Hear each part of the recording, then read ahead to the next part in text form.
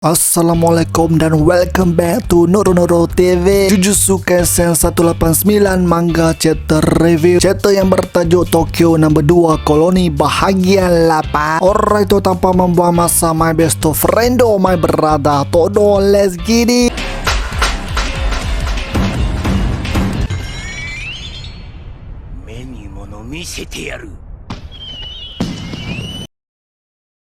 Chapter ni bermula dengan Hakari yang dah hampir mati berjaya aktifkan domain expansion miliknya. Kashimo berfikir yang domain expansion di saat terakhir tersebut tidak membawa apa-apa makna. Walaupun putaran lebih laju, kebarangkalian untuk dapatkan jackpot tersangatlah rendah. Jadi Hakari cuma boleh pengsan dan mati akibat kekurangan banyak darah. Tiba-tiba Hakari tetap bernasib baik dengan berjaya mendapatkan jackpot hasil daripada putaran yang lebih pantas. Hakari ternyata seseorang yang amat bernasib baik. Lalu reverse curse teknik mula memulihkan kecederaan yang dialami oleh Hakari. Hakari kembali immortal selama 4 minit 11 saat. Hakari memuji Kashimo yang berjaya buat dia diambang kematian banyak kali dalam tempoh 1 hari. Hakari berkata dalam kepala dia sekarang penuh dengan manga selepas dia bertarung dengan Charles. Hakari bertanya kepada Kashimo, adakah Kashimo suka manga? Kashimo menjawab tidak dan terus Hakari bercakap mengenai electricity. Tiba-tiba Hakari menggerakkan kedudukan domain expansion dia di atas laut. Hakari hilangkan domain expansion lalu Kashimo mula jatuh menuju ke dalam laut. Kashimo fikir yang Hakari bijak berkaitan dengan curse energy Kashimo yang seperti elektrik. Sekiranya Kashimo gunakan curse energy dia di dalam air, curse energy dia akan dikeluarkan secara berterusan sampai habis, terus tak boleh berhenti. Kalau tak jadi macam tu, apa yang akan berlaku ialah Kashimo perlu memadamkan curse energy dia sepenuhnya di dalam laut sehingga dia kembali ke darat. Tapi Kashimo tak risau sebab di Tokyo laut dah macam penghalang sambil kelihatan sesuatu akan muncul dari dalam laut. Banyak ke-spirits yang muncul dari dalam laut dan Kashimo mendarat di atas salah satu ke-spirit tersebut. Manakala Hakari akan dimakan oleh ke-spirit yang lain, Hakari tetap tak bimbang sebab dalam kepala dia masih ada manga sambil dia bersedia melontarkan tumbukan. Ke-spirit yang nak telan Hakari tu pun makan penumbuk Hakari. Hakari target ke-spirit tu melambung ke arah ke-spirit yang dinaiki oleh Kashimo untuk dia cuba jatuhkan Kashimo ke dalam laut. Walau bagaimanapun Kashimo melompat ke seekor lagi ke-spirit, tapi tak lama lepas tu terus hancur ke-spirit tu dan Hakari mula berlawan dengan Kashimo. Hakari menendang Kashimo yang berjaya dijatuhkan olehnya ke dalam laut sambil terapung di udara memegang seekor ke-spirit. Kelihatan Kashimo mula mengeluarkan cas elektrik di dalam air laut dengan sangat banyak. Kashimo gagal menahan tendangan Hakari disebabkan dia tidak menggunakan curse energy dan kini dia tak dapat kawal curse energy dia yang keluar dengan banyak tanpa henti. Ikan-ikan dalam laut mati habis dan mula timbul. Seperti yang dijangka oleh Hakari, curse energy Kashimo bocor di dalam air dan Kashimo akan terus tenggelam sehingga curse energy dia betul-betul dah tak ada. Tiba-tiba Hakari tak boleh bernafas dan mata dia mula pedih. Dia terhidu bau sesuatu dan Hakari melepaskan tangannya daripada ke-spirit yang dipegangnya. Hakari pun turut tenggelam di dalam laut dan mula tidak menyedarkan diri. Hakari akhirnya perasan yang Kashimo gunakan elektrolisis untuk menghasilkan gas klorin daripada air laut. Gas klorin ialah racun berbahaya yang pertama digunakan oleh manusia sebagai senjata kimia. Sambil-sambil curse energy Kashimo keluar banyak, dia sempat lakukan elektrolisis ke atas air laut untuk mencipta gas klorin yang beracun. Kashimo mendedahkan cara-cara untuk membunuh pengguna reverse curse teknik ialah sama ada serang otak mereka secara sekaligus atau melalui racun. Tidak seperti pertumbuhan semula anggota badan yang dihancurkan, racun memerlukan lebih advance lagi reverse curse teknik untuk betul-betul singkirkan racun dari dalam badan. Kashimo juga fikir badan Hakari tak boleh rawat racun dengan pantas. Hakari mula tenggelam ke dasar lautan. Lagu background bonus jackpot pun dah hampir tamat menandakan Hakari punya immortality pun dah di penghujung. Kashimo menatap muka Hakari di dalam laut sambil berkata dia enjoy berlawan dengan Hakari, tapi kini segalanya sebenarnya dah berakhir. Sekali Hakari terjaga dari pensan dan terus menumbuk muka Kashimo. Kashimo terkejut dan tak percaya yang reverse curse teknik Hakari berfungsi secara automatik. Hakari yang tengah pensan pun badan dia boleh kesan dan singkirkan racun dari badan dia. Inilah yang dimaksudkan bahawa Hakari tak boleh dibunuh. Hakari sedar yang suhu air laut semakin meningkat disebabkan curse energy Kashimo. Hakari merasakan dalam keadaan itu dia tak boleh gunakan domain expansion. Tinggal lagi 5 saat bonus jackpot dan Hakari ambil keputusan untuk terus menyerang Kashimo di dalam air. Kashimo ditumbuk di muka dan dia lepas tu pegang Hakari sambil tersenyum. Satu letupan besar berlaku di mana kedua-dua mereka tak mengalah sampai ke sudah. Jadi adakah mereka berdua terkorban? Kita tunggu dan lihat habis chapter ni dan minggu depan break. Fight ni sumpah mantap, tak macam fight-fight lain sebab memang tiap-tiap chapter kita tak tahu siapa yang akan menang, siapa yang akan mati. Kali ni pun lagilah kita tak tahu sama ada Kashimo korbankan diri dia atau dia yakin serangan tu akan bunuh Hakari. Alright again, sampai sini saja video aku. Komen pendapat anda mengenai chapter 189. Macam biasalah, jangan lupa untuk like, share dan terima kasih kepada yang dah menjadi sorcerer. Kepada yang belum subscribe, come on man, join the family, subscribe. Jumpa lagi di episod seterusnya Noro Noro TV.